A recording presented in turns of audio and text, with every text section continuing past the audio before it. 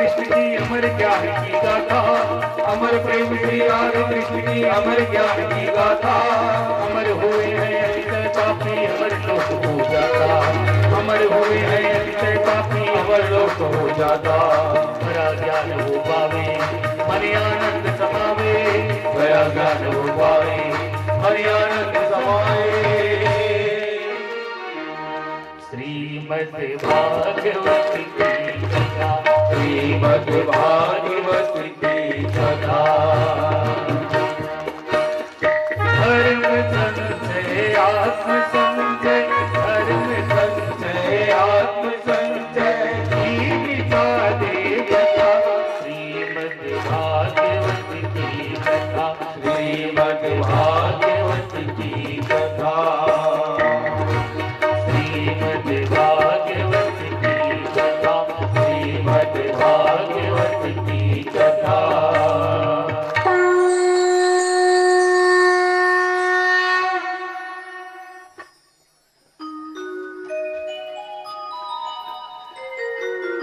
देखिए आज हम सब लोग तो केवल श्रीमद् भागवत के बहुत ढेर सारे रहस्यों को सार सार को सुनेंगे और बड़ी प्यारी कथा है। आज की इन कथा को श्रवण करने के बाद में आपने जो पिछली कथाएं जो श्रवण करी है वो पूर्ण हो जाता है। महाराज परीक्षित किन कारणों से भगवान श्री सुखदेव जी के पास में बैठ करके कथा सुन रहे हैं? मृत्यु का भय। किनकी भय से अभय पाना चाहते हैं? मृत्यु। और जीवन में मृत्यु से बड़ा कोई भय नहीं। जीवन में सबसे बड़ा जो भय है वो अपनी मृत्यु का ही भय है। संसार में व्यक्ति किसी चीज से थोड़ी भयभीत होता है। हर एक इंसान, प्रत्येक प्राणी यदि डरता है किसी भी चीज से तो वो है मृत्यु से। गीता हम लोग पढ़ते भी हैं, गीता सुनते भी हैं कि आत्मा अमर है, परंतु आत्मा की अमरता गीता में जानने से क्या हमारे भय जा रहे हैं क्या? या गीता पढ़ने वाले, गीता सुनने वाले, वो एक स्थिति में पहुंचाना उद्देश्य है जिस दिन आप जान जाएंगे कि वास्तव में आत्मा अमर है तो हृदय से बह जाएगा।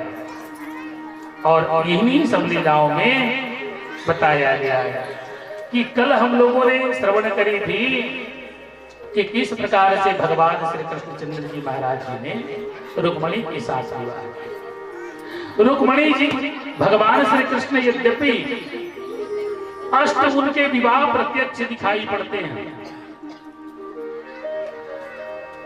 भगवान श्री कृष्णचंद्र जी महाराज के श्री राधा मिलाकर के 9 विवाह दिखाई पड़ते हैं। इसमें इन्होंने 3 प्रकार की विधियां अपनाई हैं। हरण करके, वरण करके और परण करके, 3 के साथ उन्होंने विवाह किया, हरण किया। कल रुक्मणी माता जी का उन्होंने क्या किया? हरण किया। रुक्मणी जी महारानी को क्या किया भगवान श्री कृष्णचंद्र जी ने? हरण करके दे गए। उनके भाई चाहते थे रुक्मी कि उनका विवाह शिशुपाल के साथ, परंतु भगवान श्री कृष्ण जी को संदेशा भेजा गया और भगवान श्री कृष्ण ने आकर के रुक्मणी जी का हरण किया। अभी वर्णन करेंगे आगे की लीलाओं में। सो सबसे पहले आज जो सुनते हैं, अन्य विवाह को समझने के पहले भगवान वेदव्यास जी ने कथा प्रारंभ करी। इनकी प्रद्युम्न के जन्म। कामास्तु वासुदेव अंशो दग्ध प्रागरुद्रमन्युना उपपतये भूयः तमेव प्रत्यपतयत्।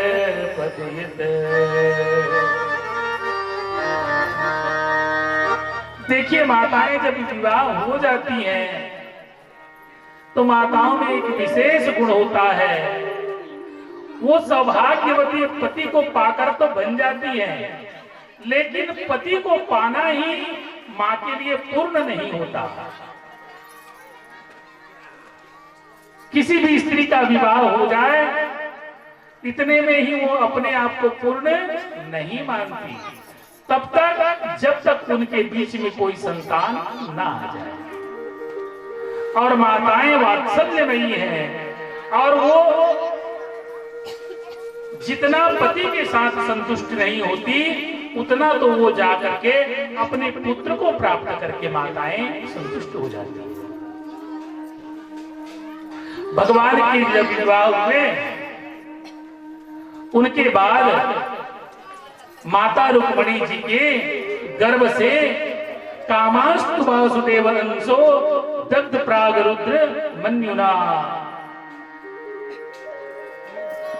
कामदेव रूपी जो प्रद्युम्न है उनका जन्म हुआ। बोलिए प्रद्युम्न भगवान की। अभी अभी प्रद्युम्न का जन्म हुआ है, प्रद्युम्न जी का जन्म हुआ। और सभी लोगों को पता है कि जब तक छठी ना मनाई जाए तब तक माताएं प्रसूतिका गृह में रहती हैं, एक कमरे में बंद रहती हैं। छठी मनाने के बाद वो बाहर निकलती हैं, और छठी में तो वही प्रद्युम्न जो थे, तो अभी छठी भी नहीं मनाया गया था, एक दो दिन का भी समय नहीं बीता था।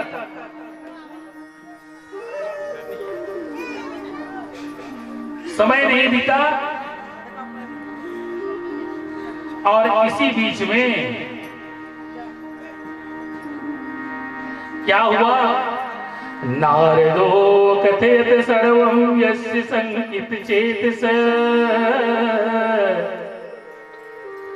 बालस्य तत्त्वम् उत्पत्तिं मत्स्य उदरे निवेशनम्।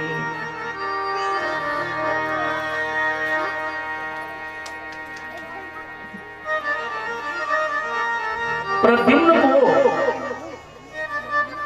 एक राक्षस ने हरण करके ले गया, और ले जाकर के उसे मारे नहीं उन्होंने,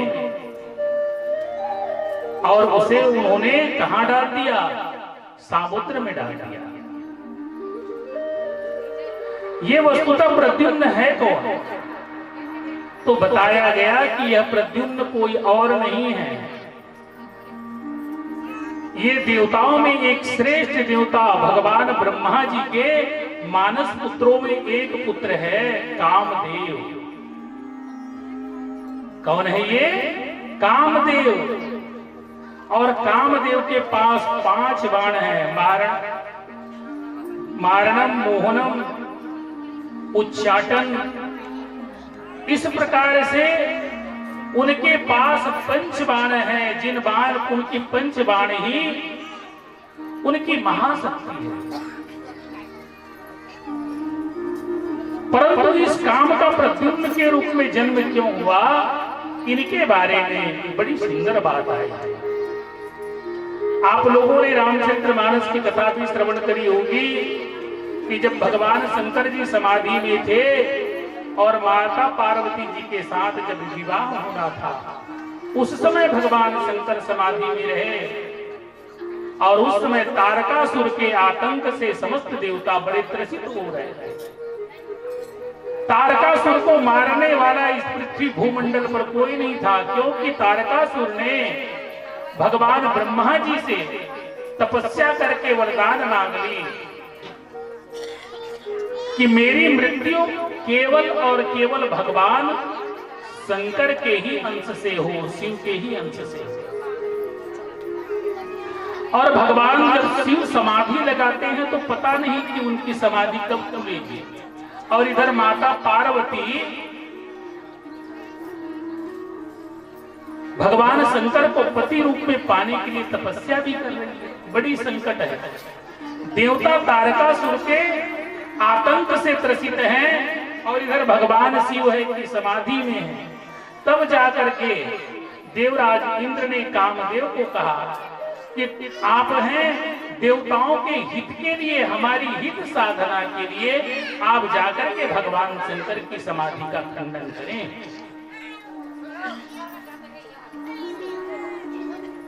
भगवान शंकर की समाधि को तोड़ने के लिए जिस समय कामदेव गए हैं, बहुत ही नाच गान करके भगवान की समाधि को तोड़ने का प्रयास किया, परंतु किसी भी प्रकार से जब भगवान शिव की समाधि नहीं टूटी तो अंत में कामदेव ने पंच बाण मारे, मारणम मोहनम वस्यम उच्चाटन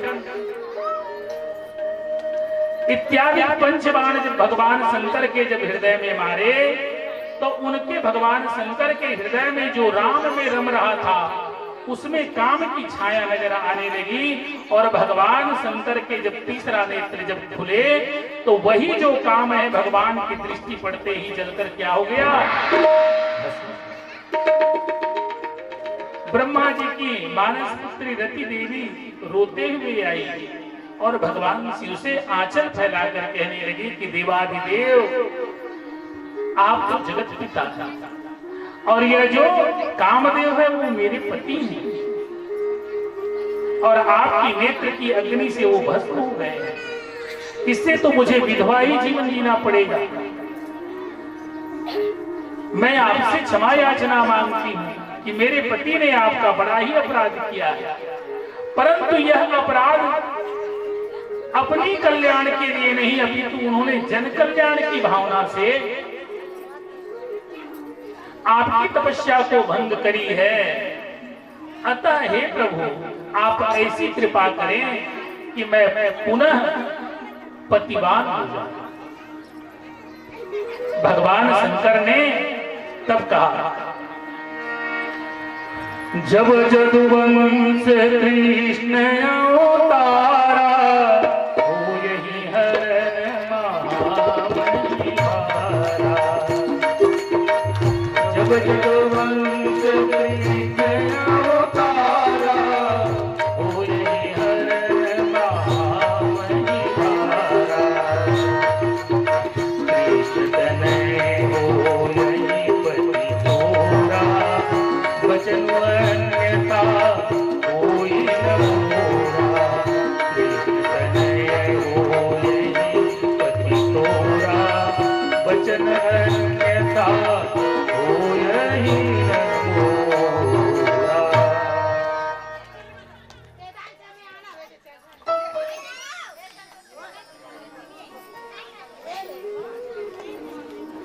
तो भगवान शंकर ने वरदान दिया कि हे देवी, हे रति, अभी तो तुम अपने पति देव को नहीं पा सकते, लेकिन मैं वरदान देता हूं कि तुम्हारे जो पति हैं अनंग रहेंगे, देह रहित रहेंगे, और सारे संसार में इनकी उपस्थिति होगी। ऐसा कोई भी प्राणी नहीं है जगत में जो काम से रहित नहीं, वो सबके शरीर में वास करेंगे, परंतु यदि तुम साकार स्वरूप में चाहती है तो तुम्हें थोड़ी सी प्रतीक्षा करनी होगी। यह जो त्रेता युग बीत रहा है, त्रेता युग के बाद में द्वापर युग आएंगे, द्वापर युग के द्वापर के अंत में भगवान श्री कृष्ण चंद्र जी का प्रादुर्भाव होगा। लीला करने के लिए, विधर्मियों को मारने के लिए जब होंगे, तब आपका जो पति देव है भगवान श्री कृष्ण के अंश से माता रुक्मिणी के गर्भ से पुनः प्रद्युम्न के रूप में जन्म लेंगे, तब उसे तुम पति रूप में प्राप्त कर सकोगी। यही जो प्रद्युम्न है, सम्रासुर ने जब हरण करके ले गया तो इनको कहां फेंक दिया?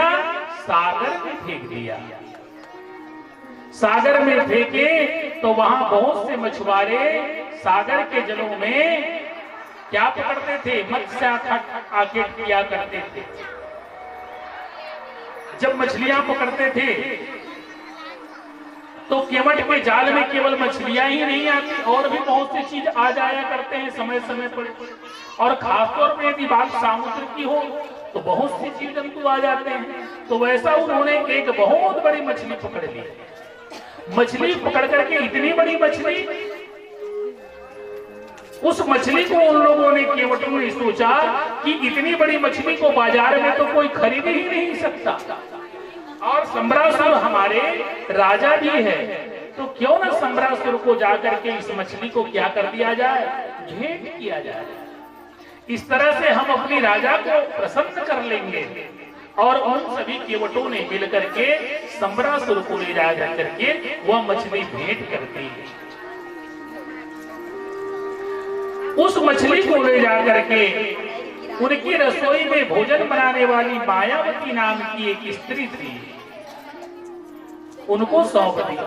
और जब मछली के पेट को फाड़ा गया, बहुत प्यार से सुनना, व्यक्ति अगर पेट में चला जाए उसके बावजूद भी नहीं मरे, सागर में फेंक दिया फिर भी नहीं मरे, इनकी कारणों पर चर्चा होगी।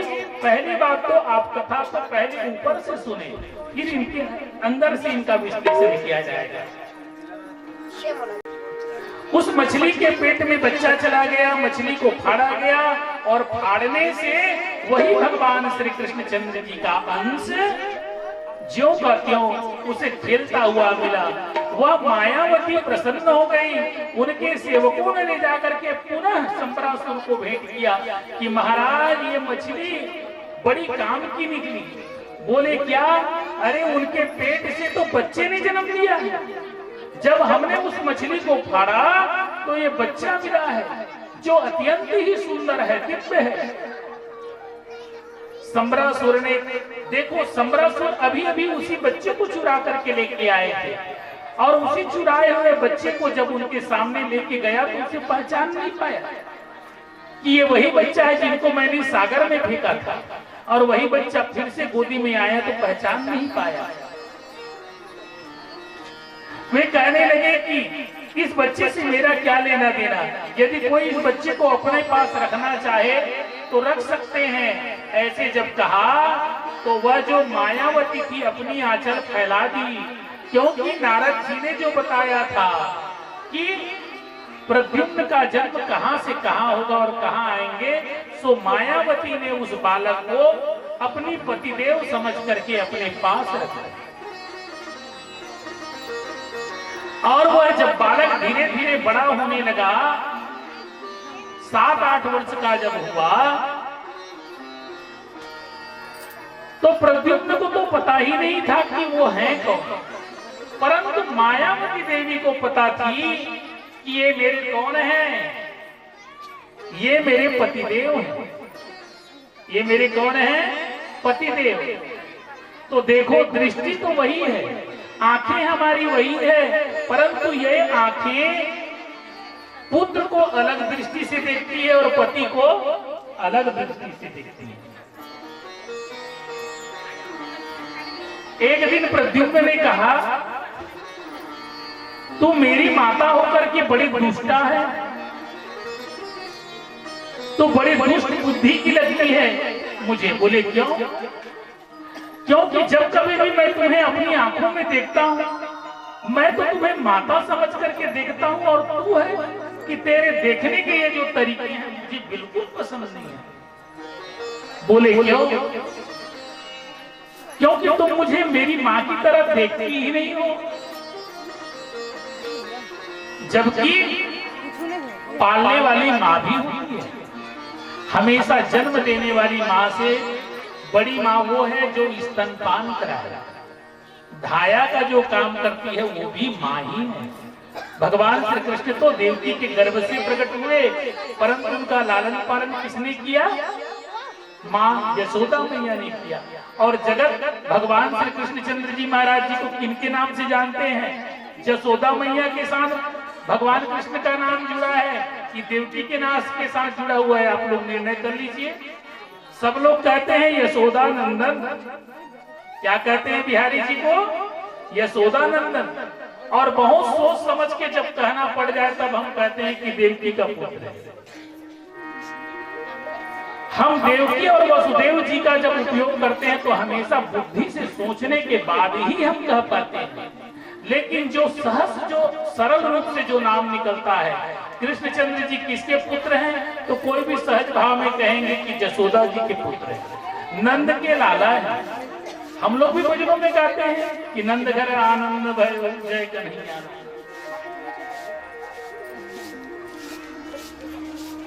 तो ये बातें हैं। तो मायावती तो जानती थी कि ये मेरे पति हैं, तो वो तो पुत्र की भांति कैसे देख सकती है उसे, और इसे पता नहीं है, तो माता को पत्नी की दृष्टि से देखे तो देखे कैसे। फिर उनको समझाया कि कहने लगे कि कुमार आप मेरे पुत्र नहीं हो, यद्यपि आप मेरी पत्नी हो। तुम्हें पता नहीं है, परंतु मुझे पता है कि तुम्हें भगवान शिव की ज्ञान अग्नि से जला दिए गए थे। तुम्हारा द्वितीय जन्म है और मैं तुम्हें पाने के लिए तपस्या कर रही हूँ। ये सम्रासुर के यहाँ आकर के सेविका बनी हुई, उनके लिए तरह तरह के भोजन परोस रही हूँ कि एक दिन आप मुझे मिल जाएंगे, और आप जब मुझे मिल गए तो तुम मुझे दुष्टा कह। भगवान प्रद्युम्न ने फिर उसे अपनी पुराने स्मरण से जाने बोले, बाबा तुम मेरी तो पत्नी हो, रति देवी हो। 11 वर्ष की आयु हुई तो इन्होंने ही फिर प्रद्युम्न ने सम्रासुर का संहार कर दिया, और सम्रासुर का संहार करके पुनः वो भगवान नारद जी के कहने पर द्वारिकापुरी। ये हम सब लोगों ने भगवान की इस कथा को श्रवण करी, लेकिन याद रखिए इस कथा की विशेषता किस बात की है कि देखिए भगवान श्री कृष्णचंद्र जी महाराज जी, जिनके अभी अभी नवजात पुत्र हुए हैं और वो भी पहला पुत्र, परंतु श्रीमद् भागवत में इस पुत्र को ढूंढने का कहीं पर प्रयास नहीं किया गया। विलक्षण बात तो यह है कि भगवान श्री कृष्णचंद्र जी द्वारिकाधीश हैं, और द्वारकापुरी की रक्षा कौन कर रही है? तो कहने लगे कि द्वारकापुरी का पहरेदार है भगवान श्री कृष्णचंद्र जी के सुदर्शन चक्र। किसके द्वारा रक्षा हो पा रही है? सुदर्शन चक्र भगवान श्री कृष्णचंद्र जी के द्वारकापुरी की पूरी परिक्रमा करते रहते हैं। प्रति क्षण वहां पर परिंदा भी पर नहीं मार सकता। ऐसे बीच में सम्रासुर कैसे चले गए? सम्रासुर चला भी गया तो प्रसूतिका गृह में कैसे पहुंच गए? इतनी गोपनीय जगह में जहां पर माता रुक्मणी रहती है। रुक्मणी लक्ष्मी है और लक्ष्मी पर्दे के अंदर रहती है, और वहां पर इतनी सुरक्षा व्यवस्था के बाद भी वो कहां चले गए?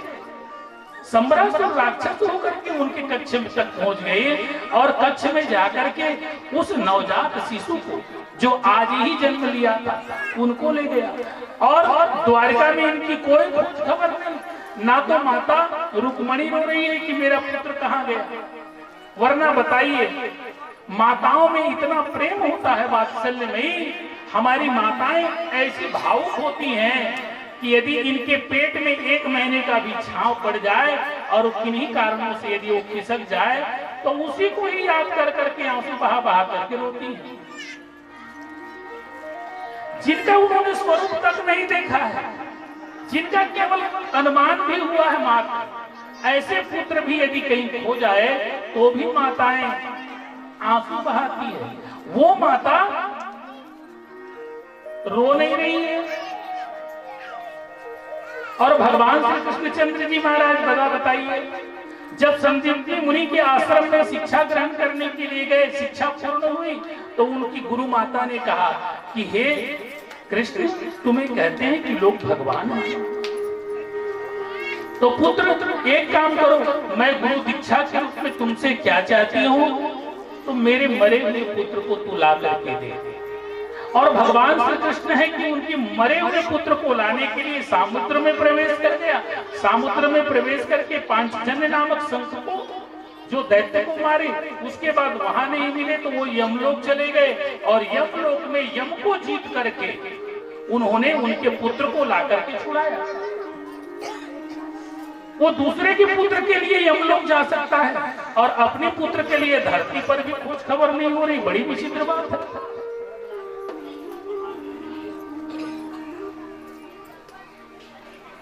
अपने पिताजी कि उनके जो माता देवकी के जो 6 पुत्र मारे गए थे, उनको लाने के लिए भगवान सुतल लोक में चले गए और सुतल लोक से ले आकर के माता देवकी को उन पुत्रों का दर्शन कराया। वो है भगवान श्री कृष्ण।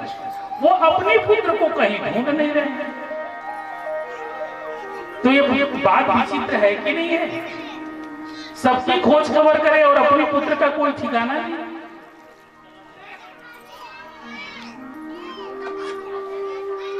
तो हमें जीवन में समझना पड़ेगा। देखिए, काम के 2 स्वरूप हैं, माया के भी 2 स्वरूप हैं। एक माया वो है जो संसार में उलझा देती है, और एक माया वो है जो हमें संसार से बाहर निकाल ले जाती है। माया दोनों है, विद्या भी माया है और अविद्या भी माया है। विद्या और अविद्या दोनों ही माया के स्वरूप हैं, परंतु अविद्या संसार में फंसाती है और विद्या है हमें संसार से निकालकर परमात्मा से जोड़ती है।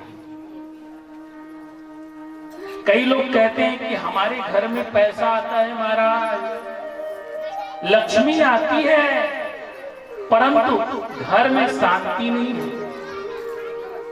घर में शांति नहीं है। क्यों? जानते हो इनका कारण? नहीं जानते तो जानना चाहिए। घर में पैसा आ रही हो और घर में कलह, तो समझ लो वो लक्ष्मी नहीं है, कुलक्ष्मी है। दोनों के स्वरूप सुंदर एक है, दोनों बहनें एक जैसी दिखती हैं, हूबहू एक, रति भी अंतर नहीं है। जैसी लक्ष्मी दिखाई पड़ती है वैसे ही अलक्ष्मी दिखती है। पहचान कैसे होगा कि ये लक्ष्मी है और ये अलक्ष्मी है? पहचानोगे कैसे दोनों बहन को? ये तो दोनों जुड़वा है, और जुड़वा मतलब समझे में तो बड़े बड़े इतने आंखी चौंधी आज थे, दाई तथा नहीं चिन्ह सके, दूसर कौन चीनी।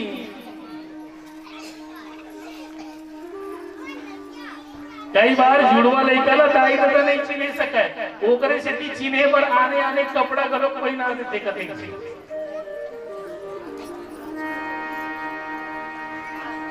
अब हमारे गांव में ना बैठे का स्कूल, वहां 2 जिन भाई रहा है, एक जिन भाई बड़ा सीधुआ, एक जिन भाई बड़ा होशियार शैतान। अब वो कुनोल चिमट के चलता है, कुनोल मार के चलता है। अब वो रोवत जाए, गुरजिन बताए, गुरजी मोला मार दी फलाना कौन है, वो उड़ता है। वो जिन बेचारा सीधुआ रहा है, मरद में मार खाए, ओकर चक्कर में वो मार खाए।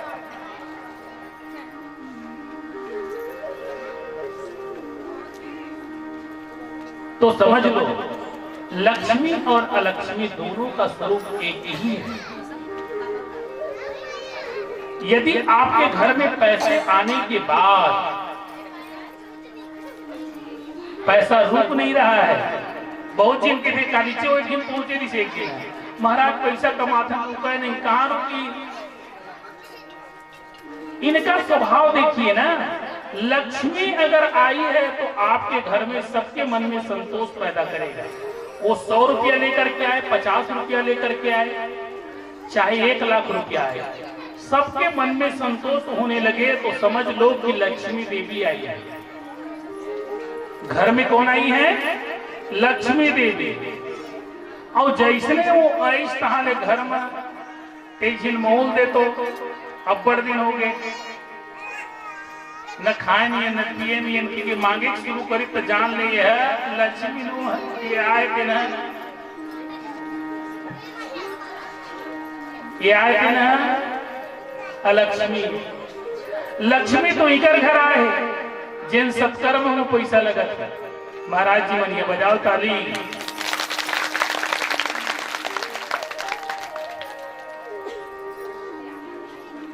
लक्ष्मी जिनके घर में आती है उनका एक ही पहचान है कि उनके घर में शांति बनी रहती है, शांति कभी भंग नहीं होता। घर में खुशहाली लाने के लिए बहुत आडंबर की जरूरत नहीं है। घर में शांति बनाने के लिए ज्यादा आडंबर की जरूरत नहीं है। आदमी दाल चावल और बढ़िया टमाटर की चटनी मिल गए तब वो पेट भर खाए जा सकते और बढ़िया जिंदगी जी जा सकते। ऐसे थोड़े कि रोज पनीर की सब्जी बनावे तभी साग बनी। अब आजकल तो आगे बढ़िया टमाटर की चटनी पीस गरम चावल और पेट भर खा और काम करे बढ़ जा। सही बात है।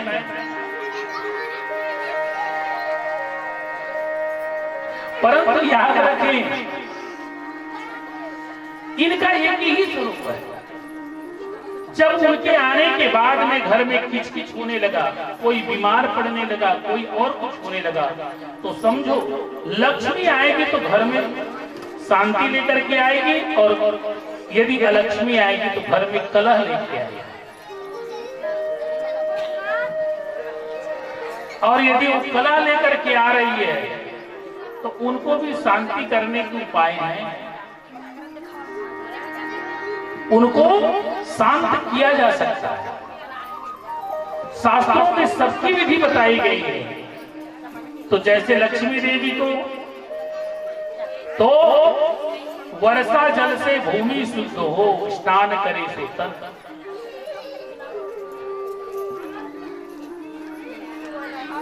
यह जो पृथ्वी है पवित्र कब होती है? जब वर्षा बारिश होती है। और शरीर कब हमारा पवित्र लगता है? जब हम सब लोग रात्रिकालीन सोकर के उठते हैं और स्नान करके आ जाते हैं तब।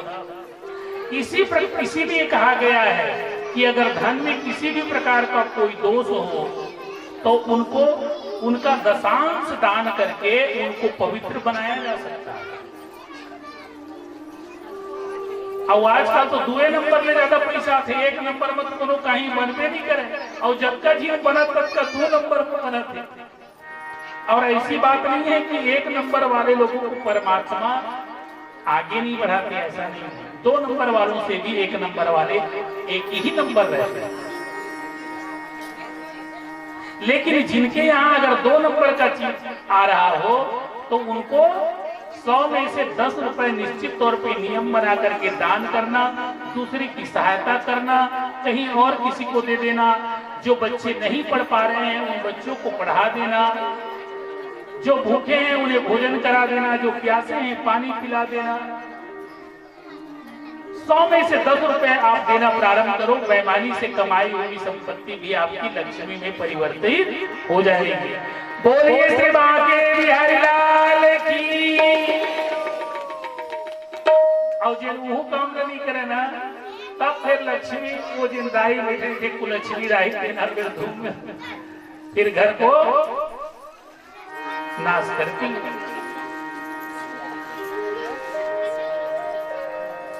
तो जैसा कि हमने बताया कि माया के 2 स्वरूप हैं, एक विद्या और दूसरी अविद्या, जिसको हम महामाया कहते हैं, जिनको हम लक्ष्मी के रूप में पूजन करते हैं, जिनको हम सरस्वती के रूप में पूजते हैं, जिनको आदि शक्ति के रूप में पूजन करते हैं, ये भी भगवान की माया है। परंतु ये महामाया है। महामाया इसलिए है कि ये हमें परमात्मा से जोड़ती है। ये तीनों जो हैं, माँ सरस्वती, लक्ष्मी और आदि शक्ति महामाया, ये हमें किनसे जोड़ते हैं? परमात्मा से। हमें सत्कर्म की ओर ले जाते हैं। इसी तरह से काम भी 2 तरह के हैं, एक है जगत का काम और दूसरा है राम का काम। जगत का काम हमें भोग में प्रवेश कराता है। जगत का जो काम है संसार को भोगने के लिए हमारी बुद्धि को प्रेरित करता है, वासना की ओर ले जाता है। दूसरा काम है हमें उपासना की ओर ले जाता है। तो आप और हम सब यहाँ पर उपस्थित हुए हैं, ये भी भगवान तक पहुंचना, ये भी काम ही है। कथा हुआ थे बने बने सुनील मिली चल जाओ, खुद काम एक चीज, काम मतलब इच्छा। इच्छा हुई कि चलो वहां पर कथा सुनने जाएंगे, वहां भी आनंद आएगा, ये भी आनंद है। संसार में ऐसी कोई वस्तु नहीं है जिसमें आनंद ना हो। पियैया मतलब पियम मजा आते तबियत पीथे, खवैया मतलब खाए मजा आते तबियत खाते, उहू मुद के देख मजा है। हर की किस बात का है कि वो भोग है, वो जीवन में रोग पैदा करता है। वो जीवन में क्या पैदा करता है? रोग पैदा करता है, दुख पैदा करता है, तकलीफ देती है। शारीरिक, मानसिक और आर्थिक तीनों प्रकार के दुख देने वाले काम है। पीने वाले व्यक्ति का पिया तो जीभ जला, पेट में गया तो पेट जला, पैसा हाथ से निकल गया, शरीर कमजोर पड़ने लगे, बीमार पड़ गए, घर में लड़ाई हुआ, झगड़ा हुआ, मारपीट हुआ, समाज में अपमान हुआ। एक आध दिन तो कहीं फायदा बताओ मैं पिएता, कहीं फायदा है वो एक दिन, अरे 100 दिन हवा तो एक दिन तो फायदा हवाएगा। ऐसे की तो बात बन जाती, तो फायदा नहीं है। जब का देखते तब का माइनस से माइनस, माइनस से माइनस।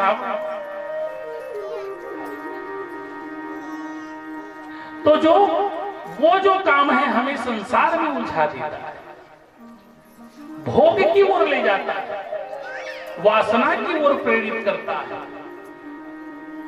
परंतु ये हमारा जो काम है उपासना की ओर ले आया है। तो भगवान श्री कृष्ण के यहाँ जो प्रकट हुए वो वासना वाला काम नहीं है, उपासना वाला काम है। जो इनसे जुड़ते हैं वो भगवान को पा लेते हैं, जो इनसे जुड़ते हैं वो भगवान को पा लेते हैं। तो इसलिए सम्रासुर जो लेकर के गया था, और हमेशा दो चीजों में युद्ध चलते रहते हैं। हमारे मन के अंदर दो ही विचार हैं, एक अच्छे विचार और दूसरा बुरे विचार। तो हमेशा पैदा होते रहते हैं, विपरीत धाराएं हमेशा चलती रहती हैं। कभी कभी अच्छे विचारों को बुरे विचार दबा दिया करते हैं, अच्छे विचारों को बुरे विचार दबा दिया करते हैं।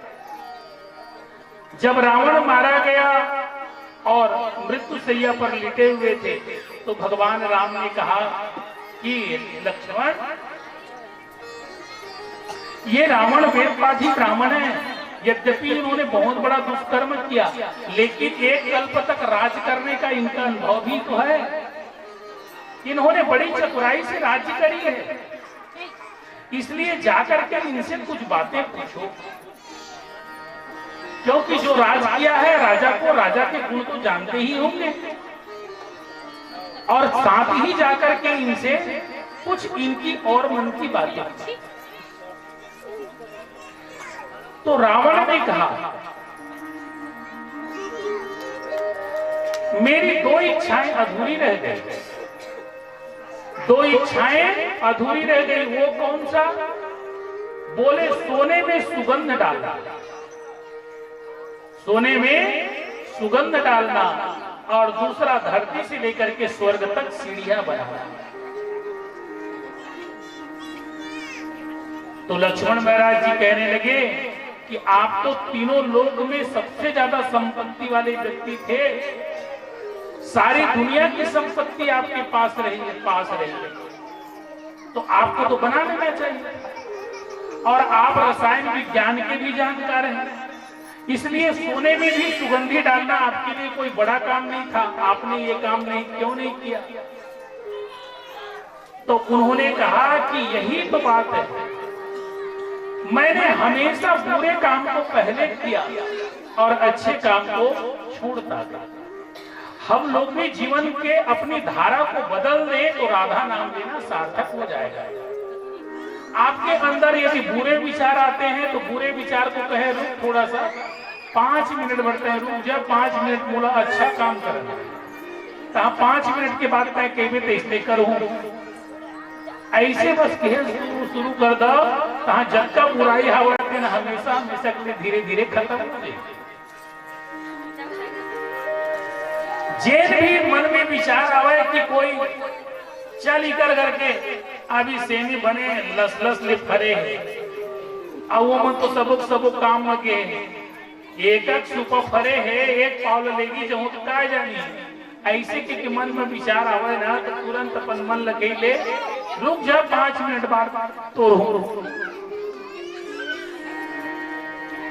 ऐसे के मन भर में कही दे 5 मिनट के बाद आवे तो मन खुदे बदल दिए चल ते कल बाजार में जाबो तो 10 रुपये पाम मिला थी 10 रुपये ले ले वो देख दे बदनाम हो जाए तुरंत मन है नहीं तो वो पाप से क्या होगे बच गए।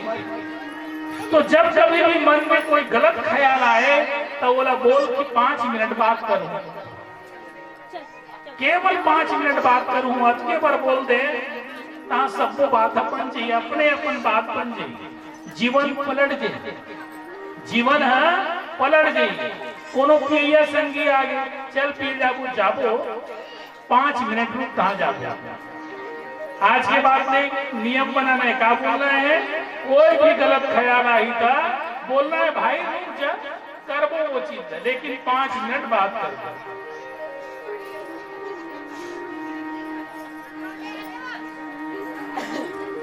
तो ये जो है अलौकिक काम को लौकिक काम ले गया लेकिन याद रखिए ये लौकिक काम अलौकिक काम को कभी अपने हाथों नहीं मार सकता इनमें इतनी ताकत ही नहीं है कि अलौकिक काम को ये लौकिक काम मार सके इसलिए सम्रासुर ने चाहकर भी उस बच्चे को नहीं मार सका बच्चा भला बताइए अभी माँ के कोख से जन्म लिया हुआ बच्चा क्या उसके गर्दन को पकड़ लेता क्या नहीं पकड़ता ये कन्हैया हमारे कन्हैया की बातें अलग है वो भले कितना पकड़ी तो छोड़ भी नहीं करी भले ऊपर प्राण छूट गए लेकिन कन्हैया नहीं छोड़ी जब तक के ऊपर प्राण छूट नहीं गए तब तक अब ये जेल पकड़ते थे लोग इसलिए पकड़ते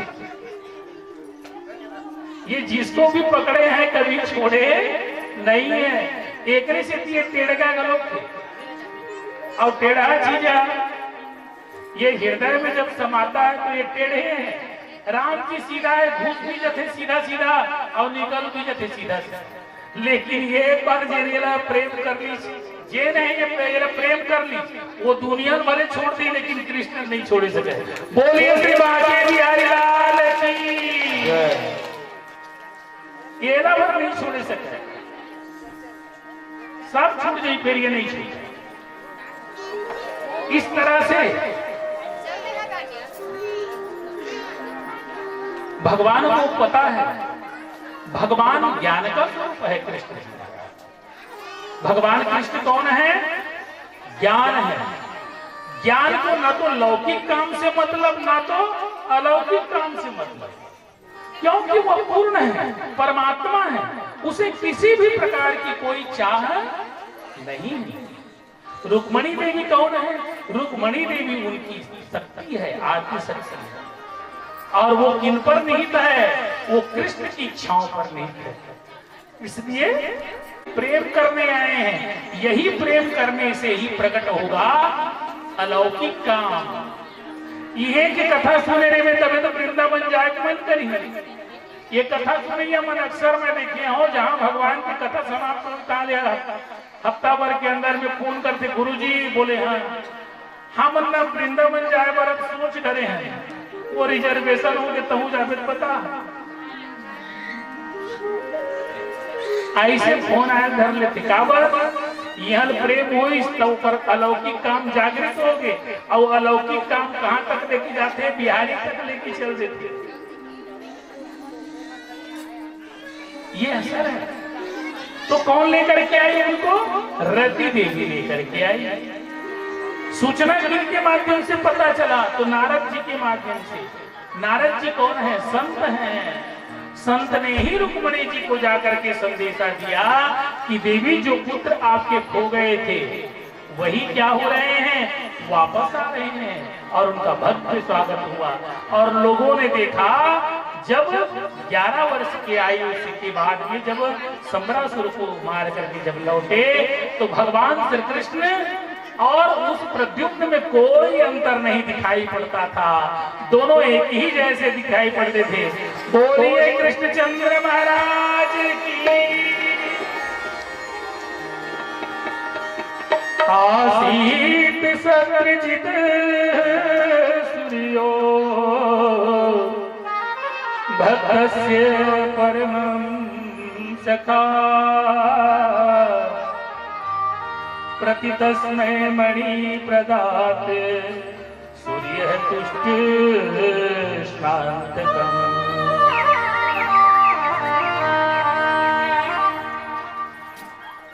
सतं विप्रणमणिकण्ठे विराजमानो यथा रवि प्रविष्टो द्वारकां राजन् तेजसा गोकुलसितः।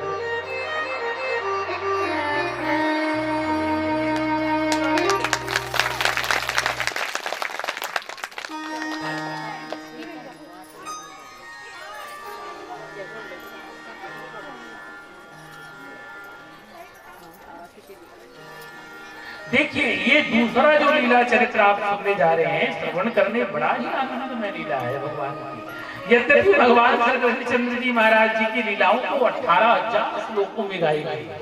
कितने हजार श्लोकों में गाई गई है? 18,000 श्लोकों में। और प्रत्येक इतनी कथा है और हर एक कथा हमारे जीवन की व्यथा को मिटाने वाली कथा है। हर एक जो कथा है हमारे जीवन की व्यथा को मिटाने वाली कथा है। आसीत सत्रजितः सूर्यो भक्तस्य परमः सखा प्रतितस्मै मणि प्रदात सूर्यः तुष्टिश्रान्तकम्। देखिए इस कथा को श्रवण करने का फल क्या मिलता है, पहले सुन लो फिर कथा। इस कथा का ऐसा प्रभाव है कि जिनको जबरदस्ती कोई लांछन लग जाए, चोरी नहीं करे, जब घर वाले ने कहा था ये छोटी है, छोटी बहू छोटी है, और कई जिन बहू बन भी ऐसे पर थे, वो आए थे दूसर घर ले, वो कौन सासन छोटी छोटी, और घर ओकरे घर वही छोटी था। अरे थो बहुत अगर वो कहीं भी सास के एक बार चली गई, काय कर भी आए बहुत दिन छोटी है।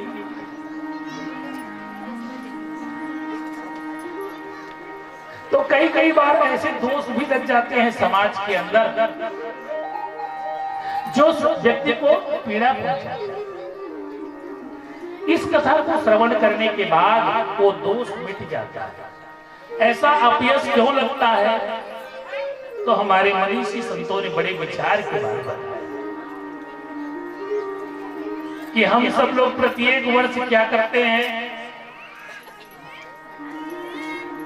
भाद्रपद शुक्ल पक्ष चतुर्थी के दिन गणपति जी का पूजन करते हैं और गणपति जी का उसी दिन जन्म हुआ था। सभी देवता बड़े प्रसन्न चित्त थे, सब प्रसन्न चित्त थे और भगवान शंकर ने गज के शीश को ला करके गणपति में स्थापित किया था। तो सभी देवता उनको प्रसन्न चित्त होकर के गणपति जी की जय जयकार करें। परंतु ये चंदा वाला देखे ना, भगवान ला गणपति ने तो मुझ हासे, ओकर सूरल देख के बार बार हासे।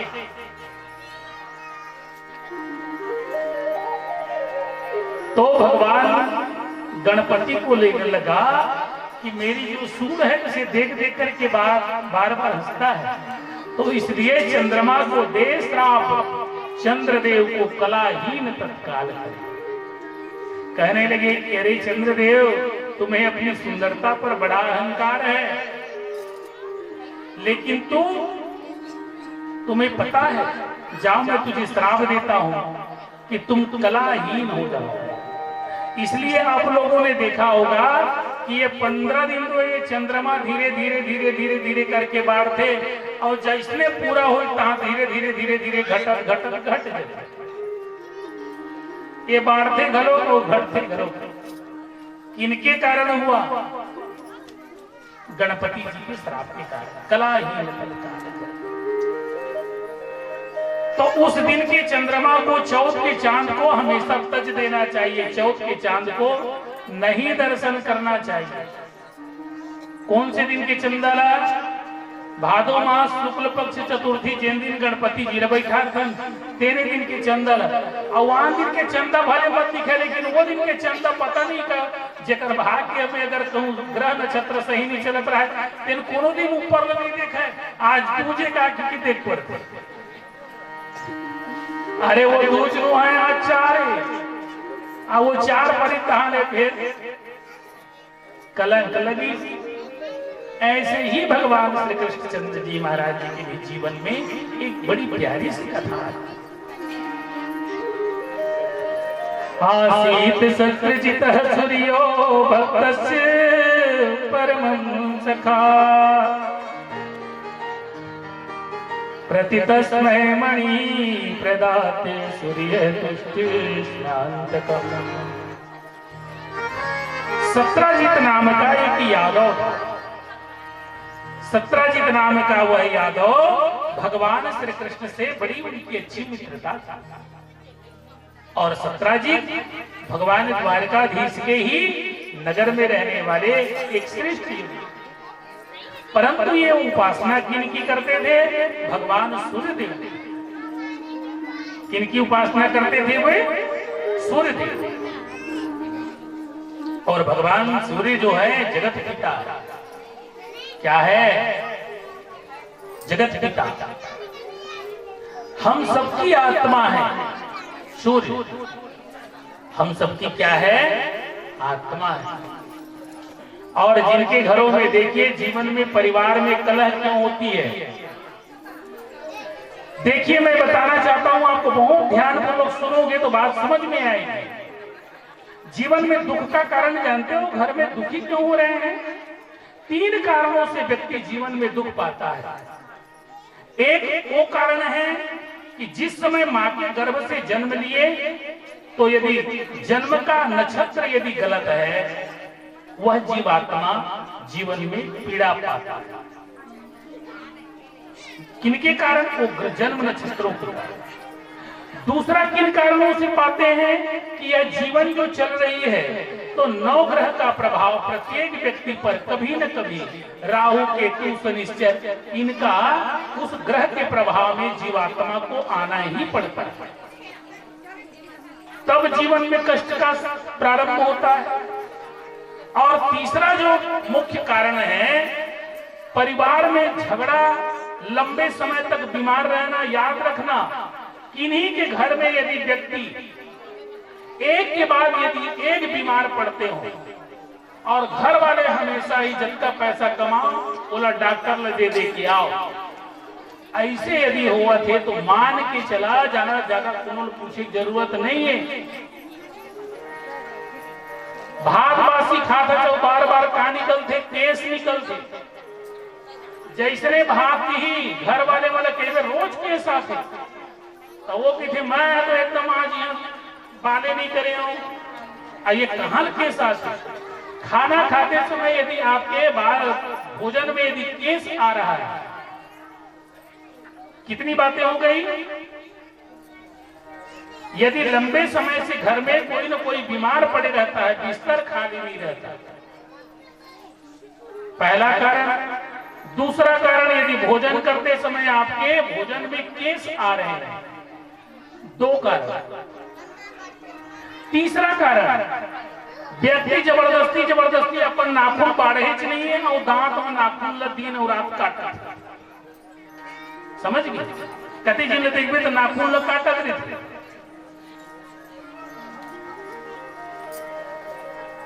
और चौथा जो कारण है, वो दिन भर शरीर कोनो जगह खुजलावत रही, वो कोनो जगह खड़े रही, ओला कहीं चेत नहीं रहा है, हाथ कती आवत है ऊपर नीचे कहीं नहीं, वो खुजली करत है। तो इनको समझ लो कि उनको कौन सा दोष है? पितृ दोष है। कौन सा दोष है? पितृ दोष है। वो अपने पितरों को सही तरह से उस व्यक्ति ने तर्पण नहीं किया। अपने पितरों को वो पूछते नहीं है। हमारे शास्त्र तो यहाँ तक कहते हैं देवता ला भले पानी मत दे, लेकिन पितर ला पानी दे। लेकिन पितर पानी दे। सबको पूजो तो पूजो, लेकिन पितरों को कभी भूलना नहीं। इसलिए प्रत्येक दिन पितरों को भी स्मरण करना चाहिए। बोलिए से बाके बिहारी लाल की जय। जो व्यक्ति अपने जीवन में पितरों को याद करता है, पितरों को याद करता है, उनका यश प्रत्येक दिन बढ़ता है, उनकी यश में वृद्धि होती है। पूर्व की ओर बैठ करके किया हुआ भोजन आपको आयु बल प्रदान करता है, लेकिन दक्षिण दिशा की ओर मुड़ करके भोजन करेल किथे रक्षा ले जाइए, रक्षा ले जाइए, रक्षा ले जाइए कि डरवा डरे तुमला रक्षा नहीं लेगा। ओकर पितर पाथे और मोर पितर पाथे तो वो कर परिवार में बहुत वो खुश हो जाते। वो रक्ष दक्षिण मुंह करके खवैया लेंगे कि जीवन में ओकर यश में वृद्धि होती। क्या होते? ओकर यश में ओकर कीर्ति में वृद्धि होती। काबर की तो वो रक्षा लेंगे नहीं, ओकर पिता रह लेंगे। अरे 15 दिन में एक दक्षिण मुंह करके खाए कर, रोज नहीं खा तो नहीं खाए। 15 दिन में एक दिन उपवास रह जा सकते तो उपवास से समझ के खा लिया।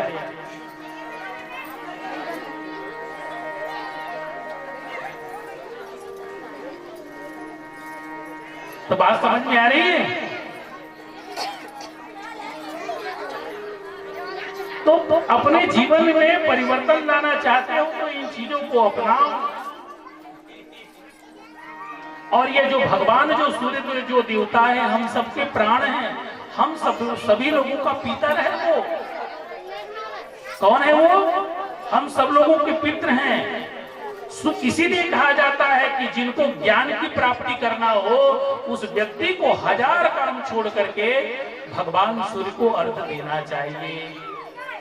क्या देना चाहिए? भगवान सूर्य को अर्घ देना चाहिए। कितने लोग देते हो भगवान सूर्य को पानी? इन लोगों के लिए, माताओं के लिए जोरदार ताली बजाओ। और जब तक दिन छूट गए होते हैं कालीन शुरू करो। अब बताओ कालीन कब दिन पानी चलते हूँ भगवान सूर्य ला एक दिन नहीं तन कहा। अरे हाथ उठाओ कि कल से भगवान सूर्य को जल देने के लिए। चलो बताओ कितने लोग? हाँ भैया लोग तो कम से कम हाथ उठा रहे हैं। बाकी मतलब आज भी तो फिर भाई के चिन्ह लिखाए देने होना है। सुख लिखाए सुख मिली, दुख लिखाए दुख। पर पलटना ही नहीं चाहता। जीवन में दृष्टिकोण नहीं बदलोगे तब तक सृष्टि में कोई परिवर्तन आपकी होने वाला नहीं है। आपके मार्ग को बताया जा रहा है, और बताने पर भी यदि आप नहीं मानोगे तो जो भगवान ने लिखा होगा वो तो मिलना ही है। भगवान सूर्य को, और खास तौर पे हमारे विद्यार्थी बच्चों के लिए मैं कहता हूं कि सूर्य को ज्ञान के देवता है, जो भगवान सूर्य को अर्घ देते हैं। और कोशिश करो कि भगवान को चंदन मिश्र जल प्रदान करो। केसर के चंदन के डब्बा कतेक मिलते? 8-10 रुपया मिलते।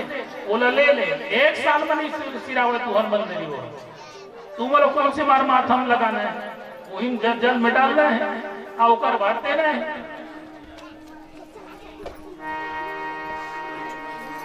तो ज्ञान प्राप्ति के लिए भगवान सूर्य को अर्घ दो। उसका परिणाम क्या होगा? भगवान से सूर्य ने ज्ञान की प्राप्ति होगी। श्रीमद् भागवत में इनकी कितनी बार उल्लेख आया है।